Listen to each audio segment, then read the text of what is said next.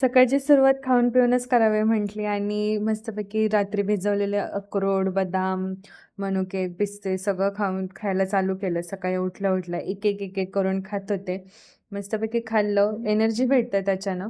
मग त्यानंतर फ्रेश झाले. फ्रेश झाल्यावर मस्तपैकी आवरून वगैरे घेतलं ऑफिससाठी.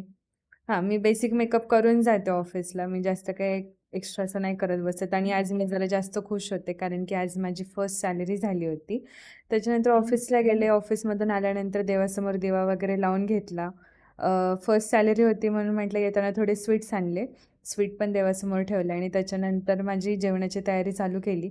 खाता-खाता लक्षात आलं, की अरे आपण एवढं महिनाभर काम केलं, तर स्वतःची शाबासकी स्वतःलाच दिली पाहिजे. म्हणून असं मस्तपैकी शाबासकी वगैरे देऊन घेतली आणि माझी जेवणाची तयारी पुन्हा चालू केली. मस्तपैकी कांदा, टोमॅटो, काकडी वगैरे सगळं कट केलं होतं. कोथिंबीर वगैरे कट केली होती आणि अ, माझ्याकडे स्वीट कॉर्न पडले होते.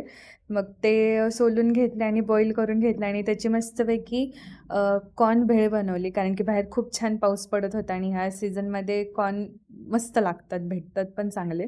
मग त्याच्यावर छानपैकी ताव मारला आणि इतकी छान झाली होती, लाईक चुंबेश्वरी झाली होती.